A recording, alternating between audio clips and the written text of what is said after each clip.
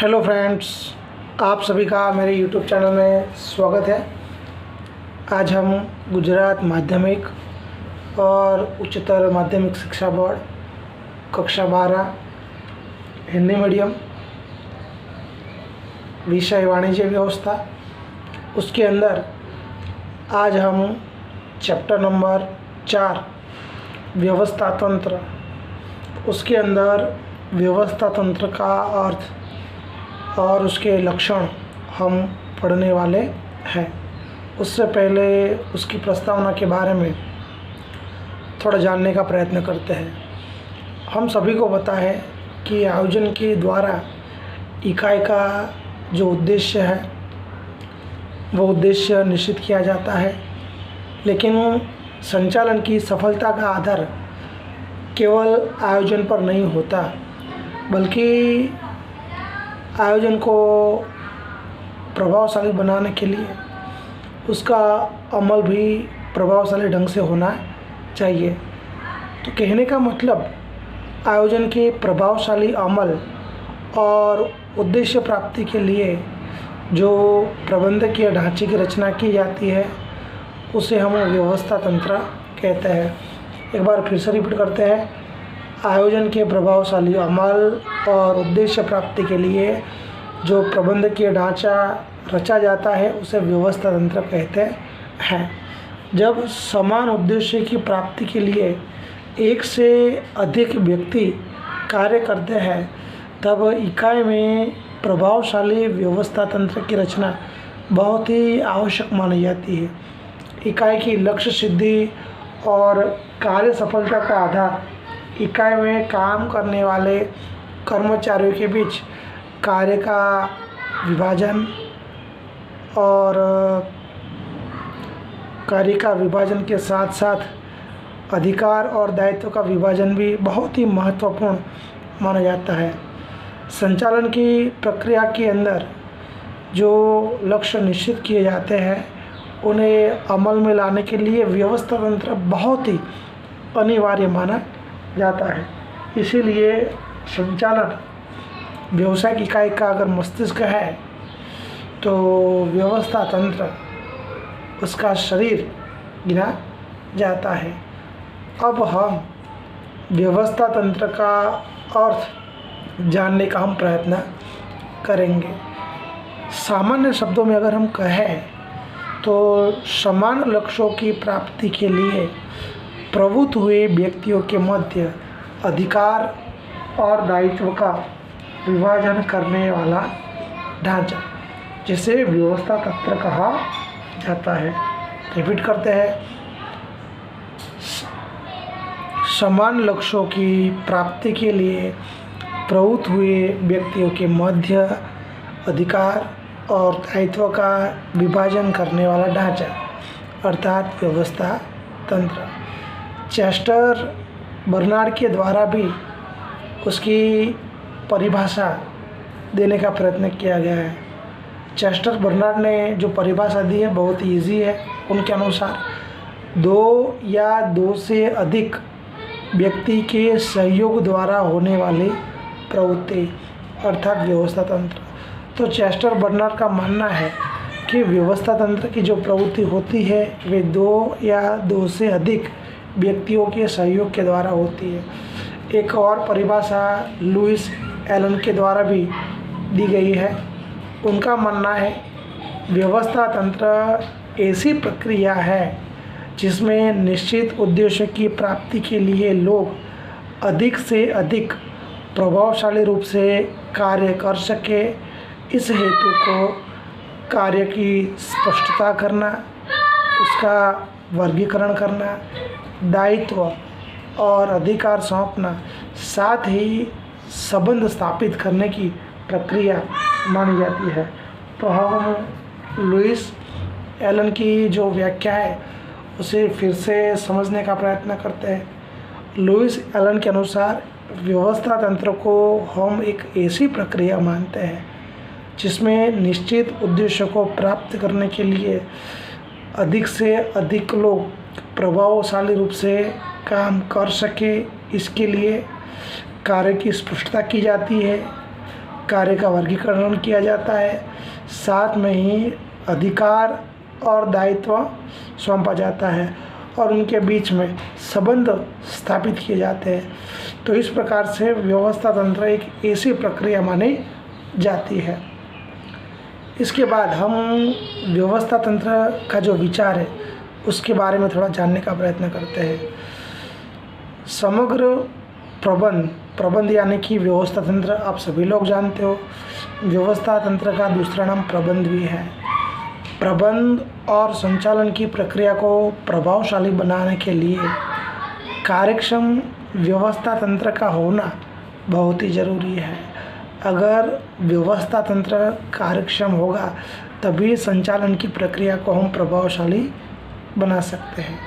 संचालन की ज़्यादातर जो कठिनाइयाँ होती है वो बिन कार्यक्षम व्यवस्था तंत्र से पैदा होती है। तो कहने का मतलब कि अगर आपका व्यवस्था तंत्र सही नहीं है तो संचालन में ढेर सारी समस्या पैदा होने वाली है और इसकी वजह से कोई भी व्यवसाय इकाई निश्चित समय पर अपना जो उद्देश्य होता है उस उद्देश्य को कभी भी सिद्ध कर सकती नहीं है।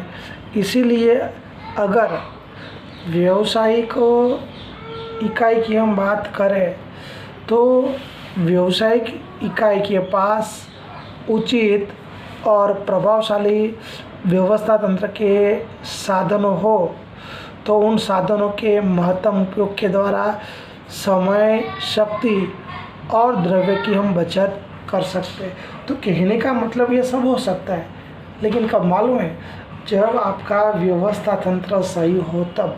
अगर आपका व्यवस्था तंत्र सही है तो आप संचालन को कार्यक्षम बना सकते हो और आपका जो भी लक्ष्य होता है उस लक्ष्य को आप सिद्ध कर सकते हो। इसीलिए व्यावसायिक इकाई को अपने पास जो भी उचित और प्रभावशाली व्यवस्था तंत्र है उस व्यवस्था तंत्र के साधनों का हमें मैक्सिमम उपयोग करना है। व्यवस्था तंत्र के साधनों का मैक्सिमम उपयोग करने से समय की भी बचत होती है, शक्ति की भी बचत होती है और द्रव्य की भी बचत होती है। साथ में ही इकाई की प्रवृत्तियों के बीच में जो असंगतता होती है उस असंगतता का भी हम निवारण कर सकते हैं। वैसे देखा जाए तो व्यवस्था तंत्र का जो विचार है वो विचार मूल रूप से समूह के साथ जुड़ा हुआ है, जहाँ पे एक से अधिक व्यक्ति सामूहिक रूप से कार्य करें तब उस कार्य को प्रभावशाली रूप से पूर्ण करने के लिए हमें व्यवस्था तंत्र की ज़रूरत पड़ती। बात तो एकदम सही है।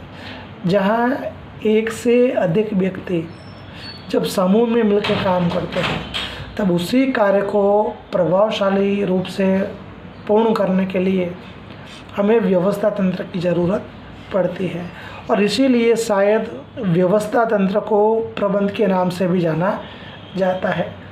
व्यवस्था तंत्र के अंदर समान उद्देश्य को प्राप्त करने के लिए एकत्रित हुए लोगों के बीच में अधिकार और दायित्व का विभाजन किया जाता है। अधिकार और दायित्व का विभाजन करके उनके बीच में संबंध स्थापित करने का कार्य व्यवस्था तंत्र के द्वारा किया जाता है। मानव शरीर व्यवस्था तंत्र का सबसे श्रेष्ठ उदाहरण माना जाता है। मानव शरीर के अलग अलग अंग होते हैं। मानव शरीर के जो अलग अलग अंग हैं तो उन सभी अंगों के कार्य भी अलग है, लेकिन फिर भी सभी अंग एक दूसरे के साथ जुड़े हुए माने जाते हैं। तो अब हम व्यवस्था तंत्र के लक्षण के बारे में पढ़ने का प्रयत्न करते हैं। व्यवस्था तंत्र का जो पहला लक्षण है जिसका नाम है ध्येय लक्ष्य प्रवृत्ति। व्यवस्था तंत्र को हम ध्येय लक्ष्य प्रवृत्ति कह सकते हैं। व्यवसाय की इकाई के ध्येय को प्राप्त करने के लिए व्यवस्था तंत्र की रचना की जाती है। अगर हम व्यवस्था तंत्र की रचना करते हैं तो उसका उद्देश्य इकाई का जो भी ध्येय होता है उस ध्येय को पूर्ण करना होता है, प्राप्त करना होता है। इसके अलावा हम बात करें तो इकाई के अंदर इकाई का मुख्य ध्येय भी होता है। मुख्य ध्येय के अलावा इकाई का गौण ध्येय भी होता है, जिसे हम विभागीय ध्येय भी करेंगे। तो कहने का मतलब कि इकाई के जो मुख्य ध्येय होते हैं, इकाई के जो विभागीय ध्येय होते हैं, उनकी भी हमें रचना करनी पड़ती है। इसके अलावा कर्मचारी के व्यक्तिगत ध्येय भी होते हैं। तो इस प्रकार से इकाई के ध्येय को पूर्ण करने के लिए, चाहे वो गौण ध्येय हो, चाहे मुख्य ध्येय हो, चाहे कर्मचारियों के ध्येय हो, इन सबको पूर्ण करने के लिए हमें व्यवस्था तंत्र की ज़रूरत पड़ती है। इस प्रकार से इकाई के लक्ष्यों, विभागीय लक्ष्यों और कर्मचारियों के लक्ष्यों को रेखीय संकलन करने का ढांचा व्यवस्था तंत्र है। इसीलिए हम व्यवस्था तंत्र को ध्येय लक्ष्य प्रवृत्ति कहते हैं। व्यवस्था तंत्र के द्वारा हम ध्येय की पूर्ति कर सकते हैं, चाहे इकाई के गौण ध्येय हो, इकाई के मुख्य ध्येय हो, इकाई के विभागीय ध्येय हो, चाहे कर्मचारी के ध्येय हो। उन सब की पूर्ति करने के लिए हमें व्यवस्था तंत्र की ज़रूरत पड़ती है। व्यवस्था तंत्र का दूसरा जो लक्षण है वो है आयोजन पर आधारित। व्यवस्था तंत्र आयोजन पर आधारित माना जाता है। आयोजन के द्वारा जो भी निश्चित किए ध्येय होते हैं, उन ध्येय के आधार पर ही व्यवस्था तंत्र की रचना करनी पड़ती है। तो कहने का मतलब कि हमें व्यवस्था तंत्र की रचना करने से पूर्व हमें आयोजन करना पड़ता है, यानी कि सबसे पहले हम आयोजन करेंगे और उसी आयोजन को सफल बनाने के लिए हम व्यवस्था तंत्र की रचना करते हैं। हमें सबसे पहले, हम जानते हैं कि सबसे पहले हमें लक्ष्य निश्चित करना पड़ता है। जब हम लक्ष्य को निश्चित करते हैं तब उसी लक्ष्य को पूर्ण करने के लिए हमें आयोजन की ज़रूरत पड़ती है और उसी आयोजन को सफल बनाने के लिए हमें व्यवस्था तंत्र की ज़रूरत पड़ती है। तो कहने का मतलब कि व्यवस्था तंत्र यह आयोजन पर आधारित है। भविष्य में अमल में की जाने वाली जो भी योजना होती है, उस योजना के आधार पर ही इकाई के ढांचे का निर्माण किया जाता है। इसीलिए हम कह सकते हैं कि व्यवस्था तंत्र यह आयोजन पर आधारित माना जाता है। व्यवस्था तंत्र का तीसरा लक्षण है अधिकार और दायित्व सौंपना। व्यावसायिक इकाई के अंदर काम करने वाले जो अलग अलग व्यक्ति होते हैं, उन अलग अलग व्यक्तियों को उनकी कुशलता और योग्यता के आधार पर अलग अलग प्रवृत्तियाँ सौंपी जाती है। उनको जो अलग अलग प्रवृत्तियाँ सौंपी जाती है, उन प्रवृत्तियों को पूर्ण करने के लिए उनको अधिकार और दायित्व भी सौंपना पड़ता है। तो इस प्रकार व्यवस्था तंत्र का सबसे महत्वपूर्ण लक्षण है कि यहाँ पे अधिकार और दायित्व सौंपे जाते हैं। अधिकार और दायित्व की वजह से संबंध स्थापित किए जाते हैं। अधिकार और दायित्व एक ही सिक्के के दो अलग अलग पहलू माने जाते हैं।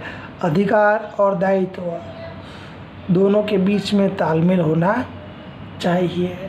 तो यहाँ पे हम समझे कि व्यावसायिक इकाई में काम करने वाले जो कर्मचारी होते हैं, उन कर्मचारियों की कुशलता और योग्यता के आधार पर अलग अलग प्रवृत्तियाँ सौंपी जाती है और उन सभी प्रवृत्तियों को पूर्ण करने के लिए उनको हमारी भाषा में अधिकार और दायित्व सौंपना पड़ता है।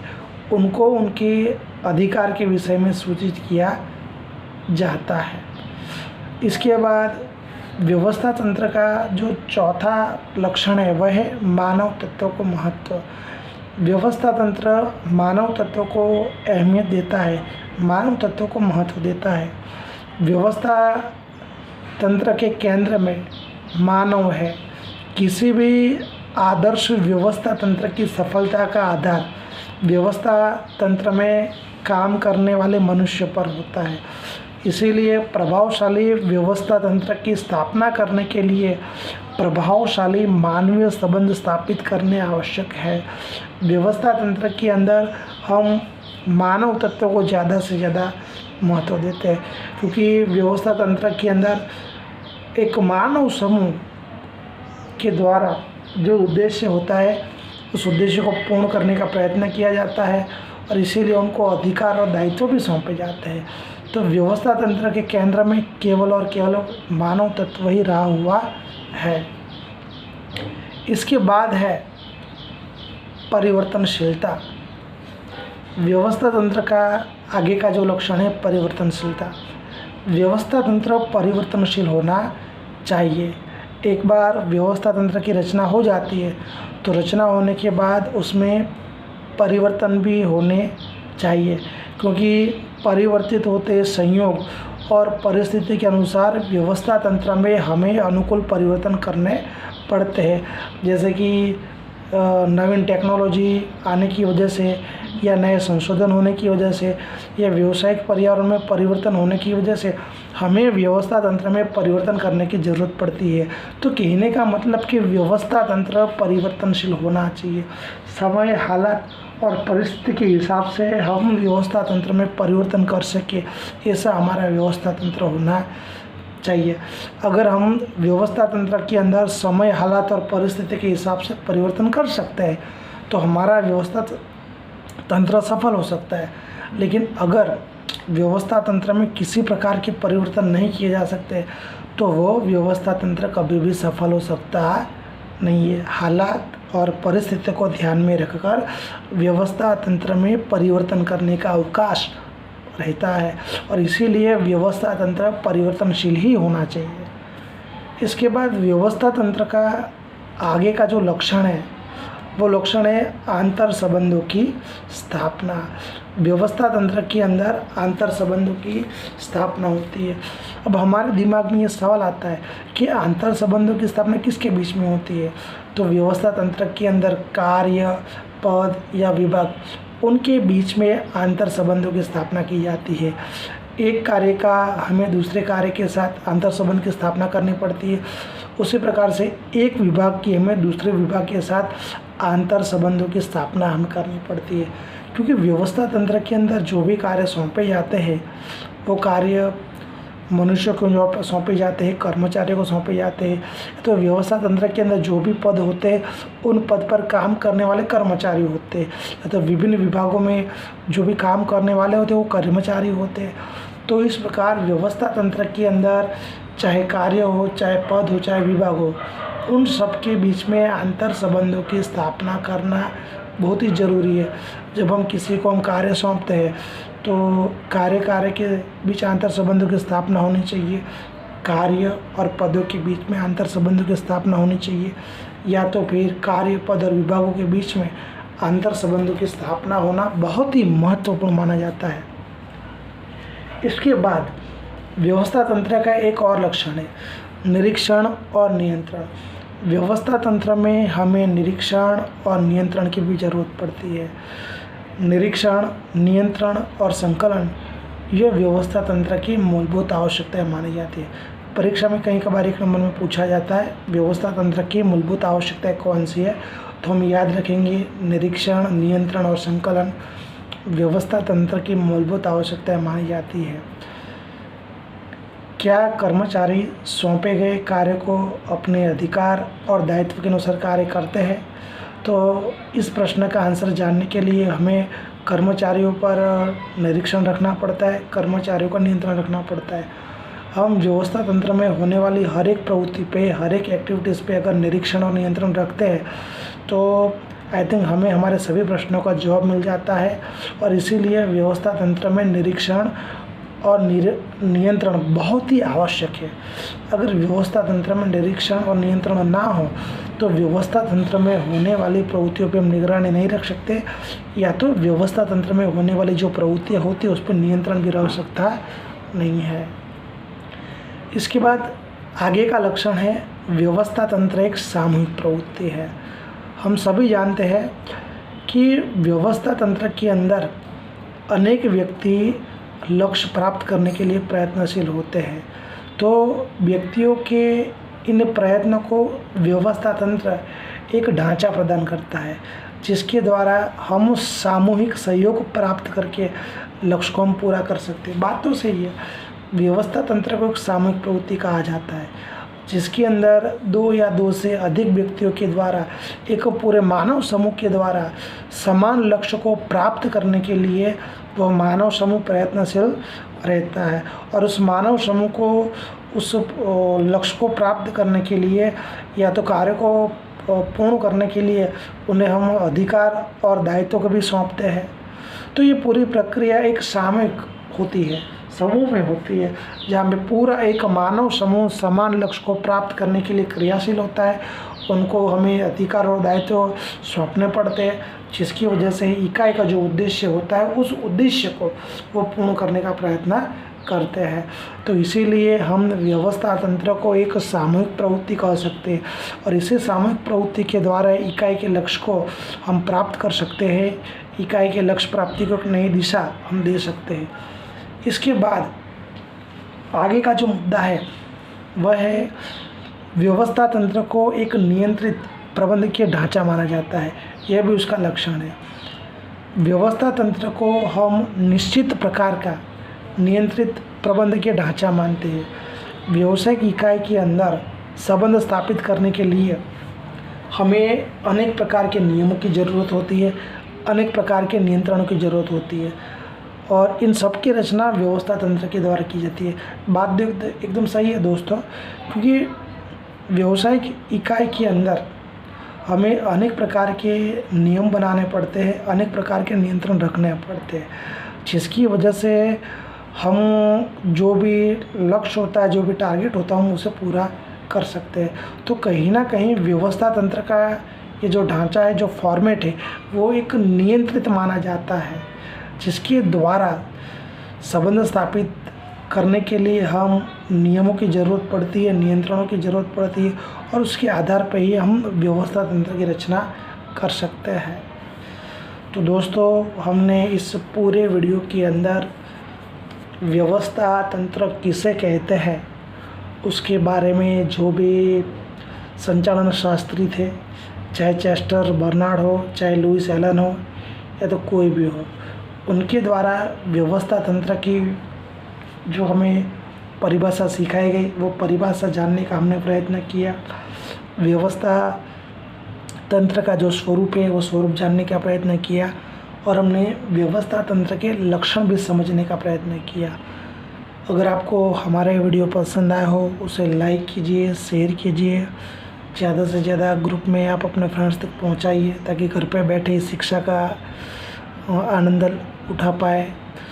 आगे की वीडियो में कुछ नए टॉपिक की चर्चा करेंगे। आप हमारे ये जो शैक्षणिक चैनल है एजुकेशन टॉक, उसे ज़्यादा से ज़्यादा सब्सक्राइब करने का प्रयत्न करें। नए वीडियोस में कुछ नए टॉपिक के साथ फिर से मिलेंगे। तब तक जय हिंद, जय भारत, वंदे मातरम अस्तु।